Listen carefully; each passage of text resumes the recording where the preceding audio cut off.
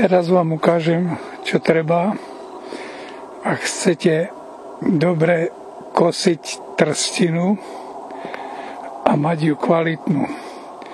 Ja používam krovinorez. Na tom krovinorezu je taký zberný koš. Je to proste také ramienko. K tomu je pridané ešte také, aby rákos, taký pliešok, aby rákos nešiel pod ten chránič. Ďalej je to kosa. Dobrá kosa, kovová, lebo drevená sa zvykne lámať. Potom je vidly vám treba, aby ste ho mohli nadvihovať, ten rákos, alebo trstinu.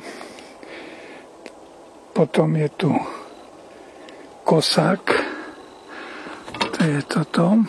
Je takto ohnutý, hej, lebo trošku inak sa kosí ako obyčajne. Táto lopatka je na rovnanie a na také pomocné práce.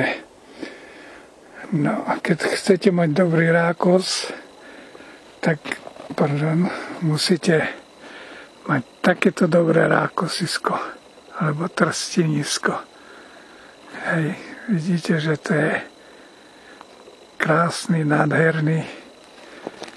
nádherná trstina. Dúfam, že sa to nebude môcť triasť, keď idem.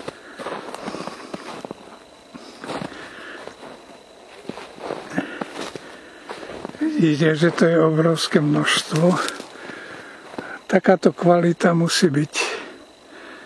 Pokiaľ takáto kvalita není, potom musíme prejsť o pár metrov ďalej. Lebo i v tomto úseku je niekoľko druhov trstiny, ktorá je kvalitná, alebo doslova aušus, s ktorým sa nedá ani pracovať, je krivý, alebo je príliš zarastený. Musí byť čisto, presne tak, jak to je tu.